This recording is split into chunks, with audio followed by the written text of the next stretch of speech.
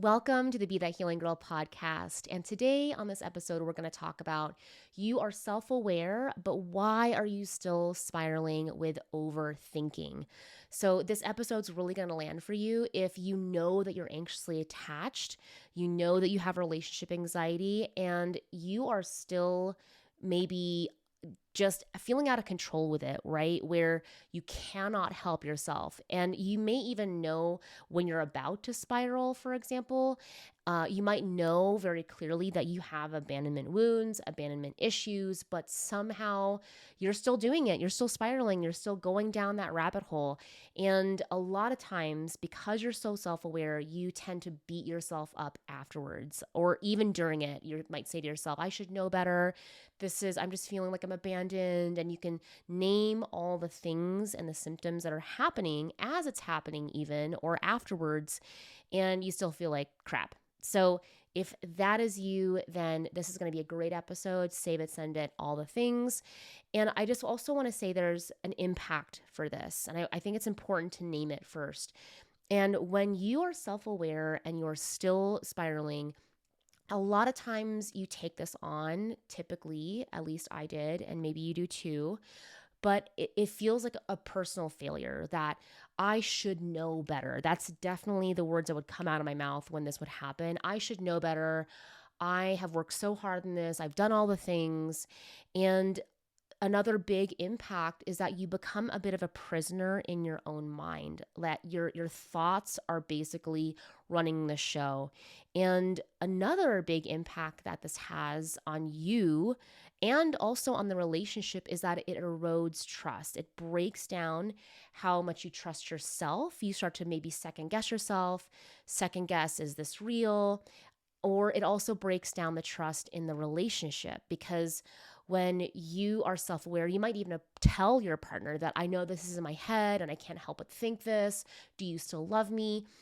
Then they hear that and they start to, it impacts your partner because you're breaking down the trust, even though you're self aware. So if that is what you're experiencing, you're beating yourself up, you're a prisoner of your own mind, you're breaking down the trust in yourself and also in your partner, then make sure that you listen all the way, okay?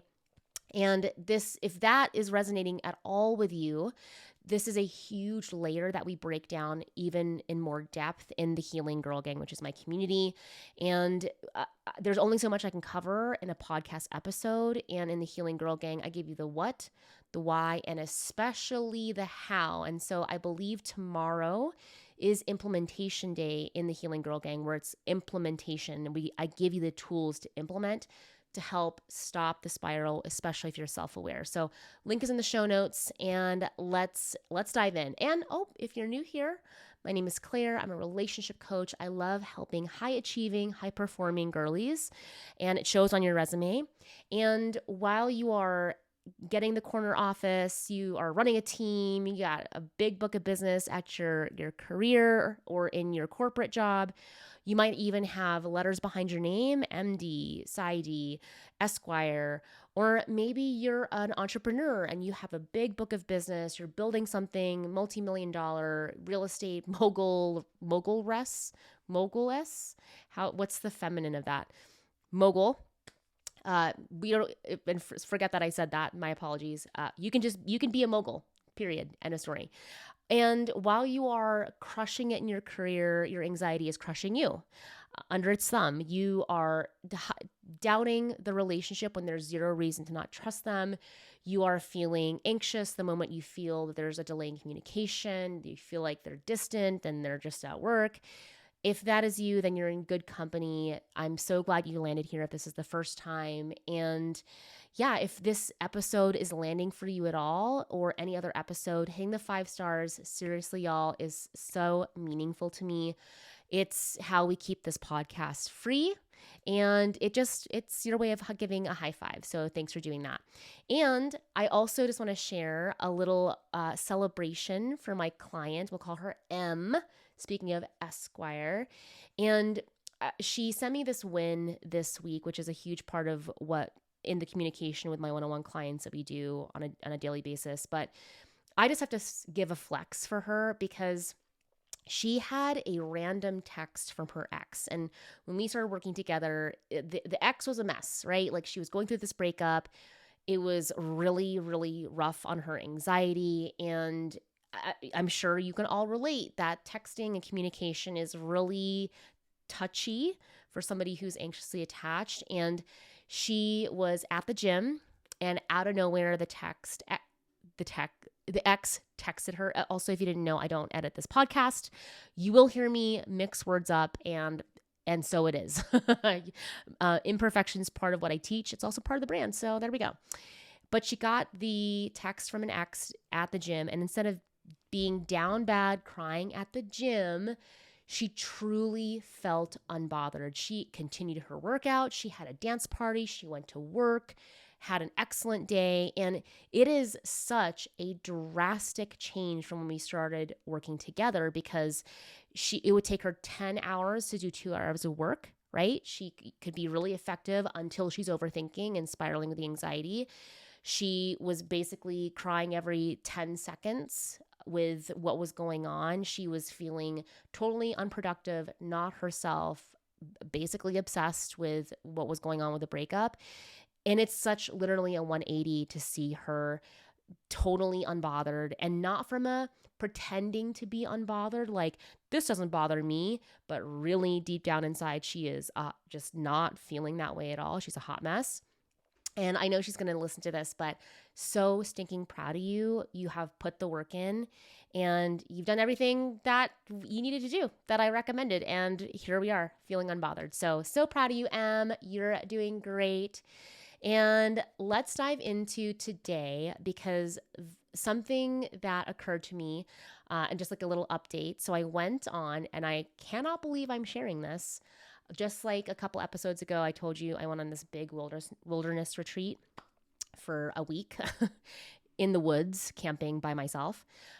I went on another solo camping trip. What? I know. Some of you are like, who is she? And I will tell you, she is new and improved. But I went on a solo camping trip, and part of the reason why is he's one of these fun, amazing, crazy people that does these like 2-3 day races with the team, and he's running uphill with the bears at 3:00 at night. It's crazy. I was going to say you'd never catch me doing that, but I love being challenged like that. And honestly, I've never been asked to. So I'm not saying I want to be asked, because I'm not a fan of running. I used to be. And then I discovered that actually I was running half marathons because I was competing with myself and this imaginary person in my brain. And I said, I have nothing to prove. So I stopped running. And something cool about this camping trip that was really astounding was that, and this is so connected to the topic today around self-awareness and why we still spiral, is I thought I had a level of awareness around who I was. And I had created what I would call a story or a narrative about my identity. In fact, my community was teasing me this week around how the way I would describe it was camping for me would be going to the Hilton instead of the Four Seasons. I know, who is she? But truly, I had this level of self-awareness of like who I thought I was. And in reality, that kept me small. And I am so glad that I went on this solo camping trip. And also something super interesting, if you listen to the episode where I came back and gave a debrief, one of my biggest fears, hello to this entire podcast and what I teach my clients, is I had a fear of abandonment. And the wilderness experience was literally me opting to be abandoned. And here I am a couple weeks later, choosing again to go camping by myself, when in the past I had really identified with having this fear of abandonment. And what was so cool about me doing this other solo trip, which was super interesting, because in that bigger wilderness adventure, I was definitely scared a couple of nights, which is so crazy to me looking back, because in that wilderness experience, there were people in my community. Granted, they were maybe 100 yards away or so. I think that's about the measurement. They were not in my camp. Like it was definitely like a bit of a jaunt to get to them. But if I were to scream, for example, they would come running. But I had more fear in that experience, even though I was surrounded by people who would have had my back in 2 seconds, compared to this past weekend where I was by myself with Murdoch, but there were other campsites that had strangers in them. And what was so crazy to me was that I was so much less scared amongst strangers than I was when I did my initial trip.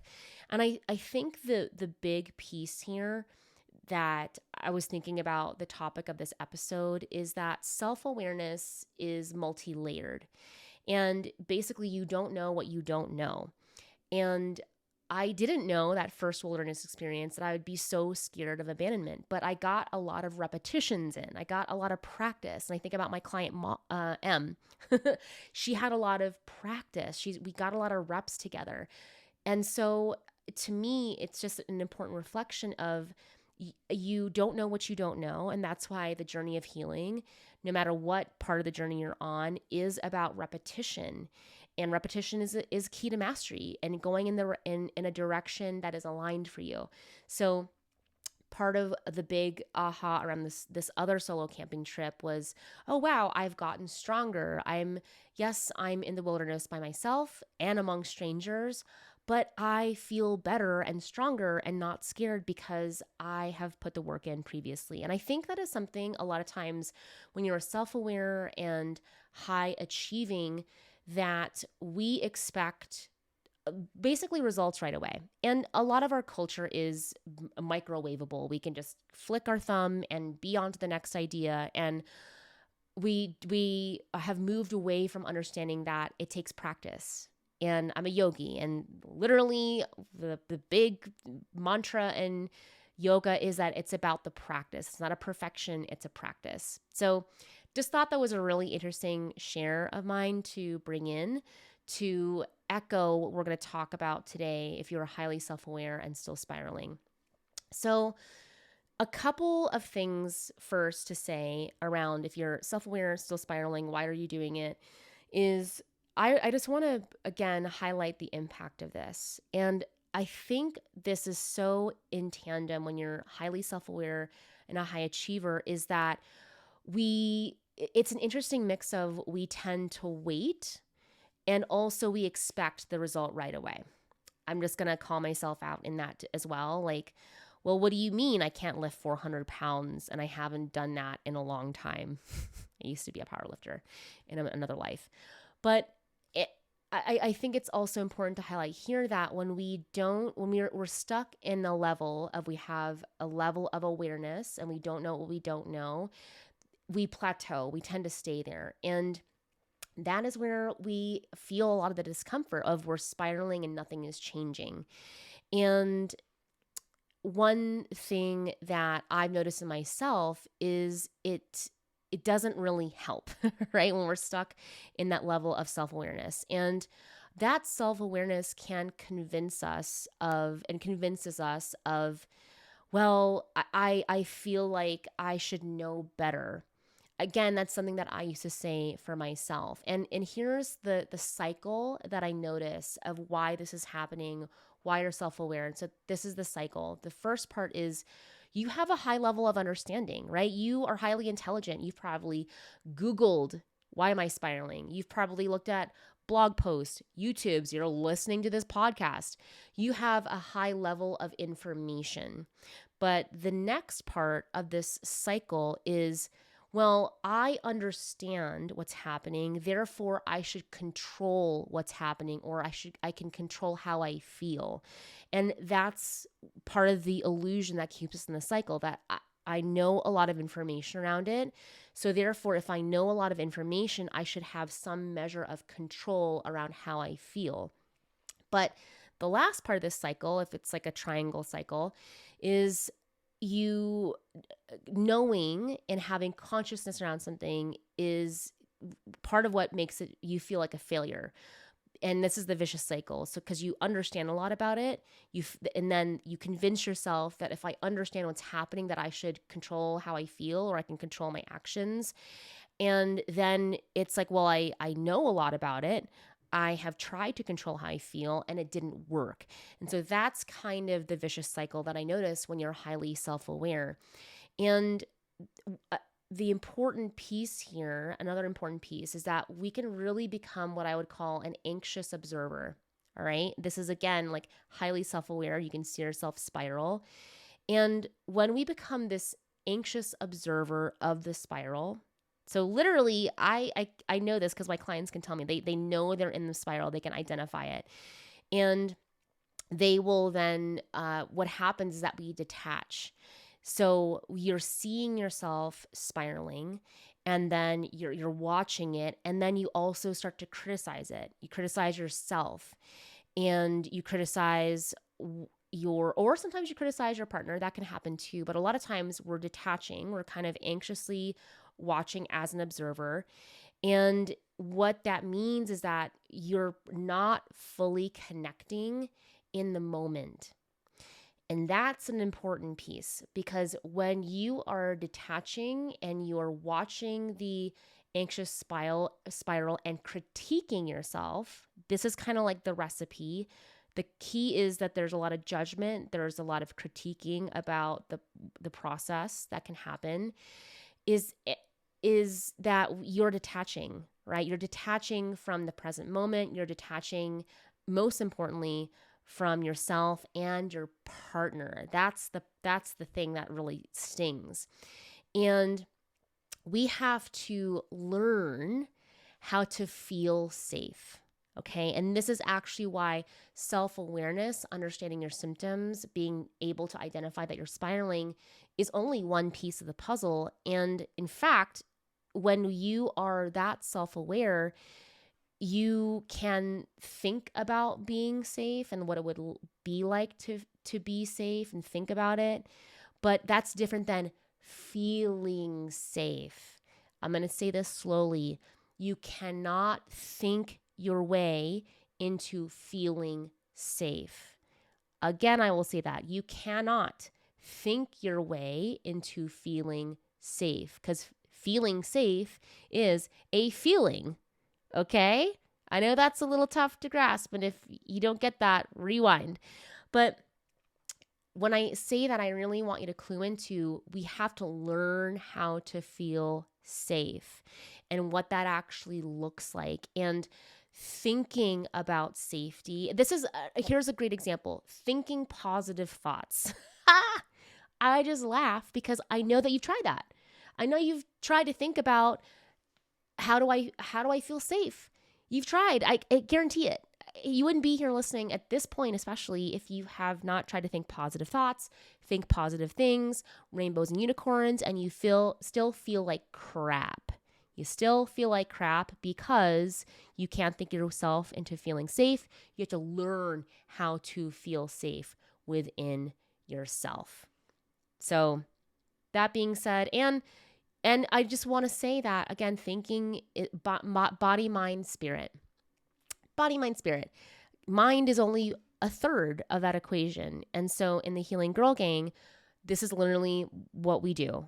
Breaking down as a group together, how do you create safety and how do you feel safe in those moments? Super cool. So speaking of Healing Girl Gang, I love to do this portion where inside the Healing Girl Gang, where again, I teach you the what, the why, and the how in so many different ways. There's an overthinking detox that we do as a group. There's a masterclass where I break down the concept, implementation days, an action taker toolkit, tangible tools and process. And a cool thing, not only do they get coaching in the community, but you also can ask a question that I answer here on the pod. Okay. So Andrea says, just start texting to this guy, and I really thought I've got my shit together, but turns out I don't. I also I don't look at the questions ahead of time. I want to just kind of like feel into it. Great episode for you, Andrea. I've started to overanalyze the messages like the second we've started texting. What can I do to help myself? And I just, again, this great topic inside the Healing Girl Gang for you to be attending. And so, one thing is that, especially in the initial stages of texting, and this is not unlike what I felt too, is that I thought I got this all figured out. And then you start dating and it's like, oh my gosh, hello, I thought I had this figured out. The first thing I'd like to say is that no mystery, no magic. And unfortunately, that is the whole point of dating. Like, it is, unless you want some kind of arranged marriage, you are there intentionally in dating to be in the figure it out stage. That's what's happening. And when you can enjoy that phase that you're in, that, yeah, you don't know if this person is a dud or a stud. Seriously, who you don't know. And part of the getting to know you phase is a critical piece of it. And I'm going to take you on a macro level part of what can relate to this. So I'm into Fairies Bang Bang books right now. Okay. I love them. They're super easy to read. I have dedicated a good portion of my life to understanding deeply and reading hard texts, and I need some brain candy. Okay. And I've noticed a theme in the storytelling of these different books. And typically the books I read, there's a woman heroine.